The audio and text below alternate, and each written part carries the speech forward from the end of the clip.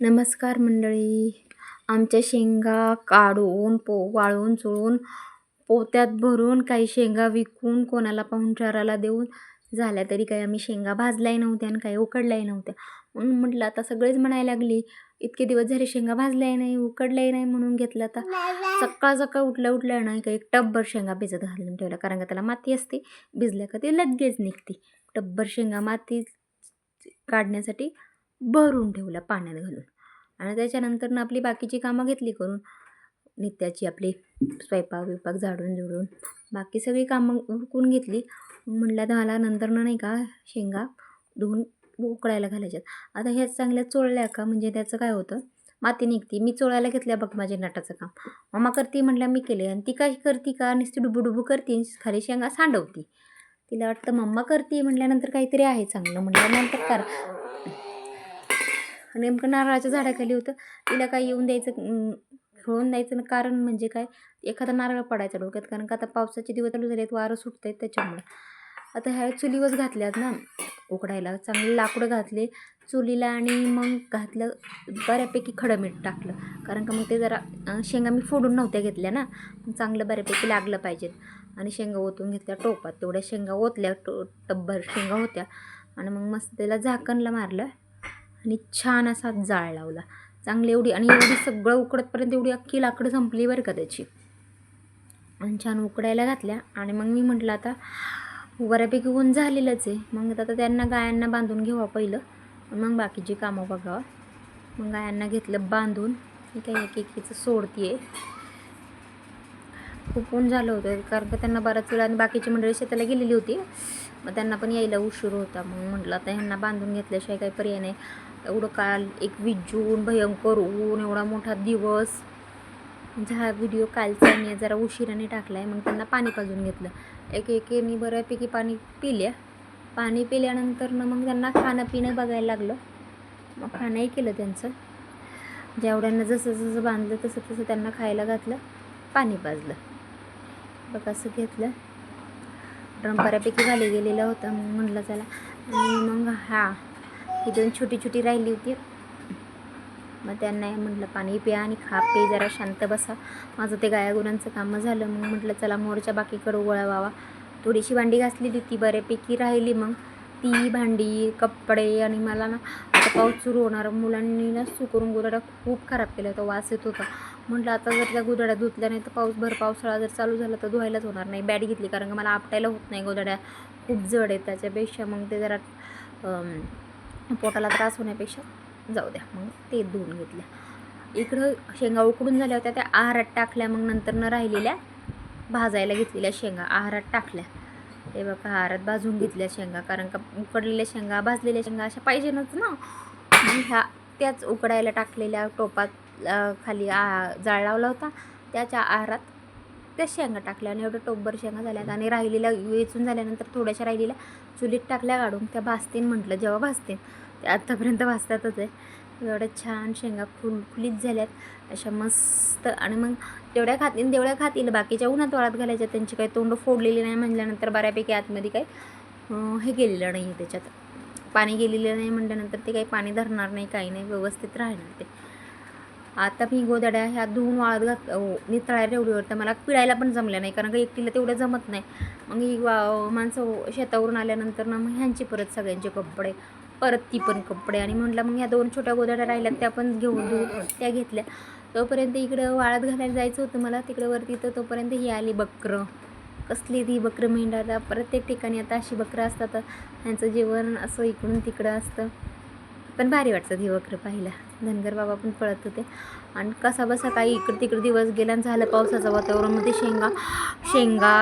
शेंगा झाकायची घाई. त्याच्यानंतर तो पाला आणला होता घरी, तो पाल्याचा तो काही उराळी करून घेण्याच्या ट्रॉलीने आणला होता, पण ती काही उराळी झालीच नव्हती. ती हाताने काढलेला एवढा पाला भिजायला नको, तो पाला झाकायची घाई, ती शेंगा भरायची घाई, सगळीच घाई. पण थोडासा पाऊस आला, एवढा काही आला नाही, पण पाऊस आला गेला. पण पाऊस थोडा येतो जास्त येतो काही तो सांगून येत नाही. आला तर आलाच ना, मग आता जास्तच आला असतं तर नुकसानच होतं. इतके दिवस थांबून काही झालं केल्याचं मग नुकसान नको व्हायला, म्हणून ते घेतलं सगळं आटपून. बघा कसं छान वातावरण झाले. मस्त टुपू टुपू थेंब पडायला लागले होते. आणि हे जरा मला थोडंसं काम होतं म्हणून मी तिला किचन उभी ठेवली. तर ही बाई बघा कुठपर्यंत जाऊन बसतीन, काय स्टंटबाजीपणा करते. मग कसं यांच्या विश्वास ठेवायचा. मग नंतर ना आठवलं बाई कालपासून दळण काढून ठेवलं आहे, मग दळण करायचं राहिलं. दळण तर केलंच पाहिजे. लाईट गेली तर आमच्या लाईटीचा अजूनही प्रॉब्लेम काही सॉल्व झालेला नाही. वरच्या घरातून लाईट लावायला लागते, मध्ये जरा रस्त्यातनं काढून ठेवायला लागते रोज, कारण का मग प्रॉब्लेम नको. मग जेव्हा वायरमॅन येईल तेव्हा तो वायर कनेक्ट करून देईल आम्हाला. म्हटलं तरी दळलं पाहिजे ना, त्यासाठी घेतलं हे करायला आहे बघा.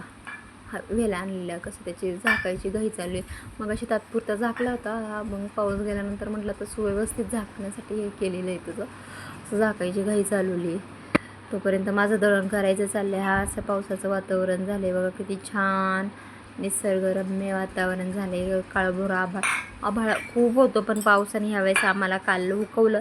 नाही तर असला पाऊस पडला असताना जबरदस्त, खूप ऊन, इतकं जबरदस्त ऊन ना ज्याला म्हणतात ते, इतकं ऊन झालं ना.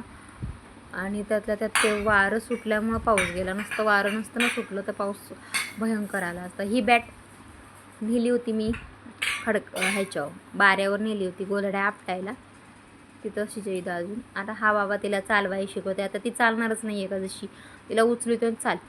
आता ह्याने हा लवकर चालला होता बाबा, 9 महिन्याच्या आत चालला, पण आता हे नाही चालत. त्याला काय करावं, पण ह्याला काही दम पडतोय का, त्याला आपलं ओढतोय ताडतोय आणि चालवायला शिकवितोय. आता हे सगळ्यात मोठा दिवस होता 21 जून. आता बघा 12पैकी 7:30 वाजून गेले तरी हा असा अनोखा वातावरण झालं. आणि तांबड सांज झाली होती, पावसाचं वातावरण होतं त्याच्यामुळे ही तांबड सांज झाली होती बघा. जवळपास 7:30च्या दरम्यान काढलेला व्हिडिओ आहे हा मी संध्याकाळी. बघा आता हा कसं आहे. त्याच्यानंतर आपली संध्याकाळची नित्याची कामं घेतली करायला. मग माझी नटा काही राहतच नाही ना, तिला झोप तर येत नाही, काय करावा. तिला असं वाटतं मम्माने मला घ्यावा आणि काम करावा. आई आई आई आई आई आई करायचं नित्य, मम्मा नित्य करायचं, मम्माने घ्यावा. मग मम्माने काय काय करावा, तिला घ्यावा, काम करावा, दादाला बघावा, स्वयंपाक करावा, काय करावा. पण नाही, काही असू दे मम्मा मला घे, असंच चालतं आता काही. आणि झोपवायला गेली का झोपत नाही, मग तिथं तिला खेळत होतं. मग आता माणूस किती वेळ वाट बघणार. मग तिला घेऊ जसं जमल तसा स्वयंपाक करायला लागतो. तर काही बाकीच्या मंडळींना गाया गुरांचे तोपर्यंत कामं असतात. मग ते माणसं कधी यायची, मग मी कधी तिथून पुढं उरकायची, हे थोडी ना वाट बघून चालतंय, कारण का मग खूप उशीर होतो. त्यापेक्षा आपलं जसं होईल तसं. दादा इकडं तर माझा झोपला होता त्याच्यामुळं काही वाटलं नाही, पण हिला घेऊन मग जसं होईल तसं काम करायला लागतं. चालतंच आता, चालते जेव्हा होईल, लहानाची मोठी होतीलच, तसं काय आता चालतंय बा. आता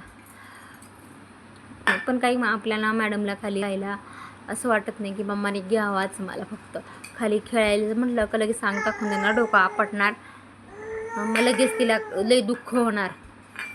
आता एवढी डोळं चोलते. मी 2 ते 3 वेळा तिला झोपवायला गेले होते, पण बाई झोपवायचं नावच घेईना. तिथं गेली का लगेच इकडून तिकडून इकडून तिकडून तिकडून इकडं उड्या मारी ती. अशी ही बबडी माझी. आणि हे कधी कधी काय होतं माहिती आहे का, आपण मुलांना घेऊन काही साहित्यच पडतोय ना, कधी हेच ध्यानात नाही. आता बघा ह्या खिडकी एवढी उंच आहे, एवढं माझं इथं स्वयंपाक चालू आहे, त्या खिडकीत ठेवून तिला स्वयंपाक करायला लागतो. कारण का खाली ठेवली का तिचा ती बाहेर ठेवली का, एक तर पावसा पाण्याचे दिवस आहे, काही पण निघातं, काही होतं, किड्या मुंग्या, त्याच्यामुळं ती आपल्याबरोबरच असलेली परवडली. असा होता माझा आजचा दिवस. कसा वाटला नक्की सांगा कमेंट करून. धन्यवाद. लाईक करा, शेअर करा, सबस्क्राईब नक्की करा.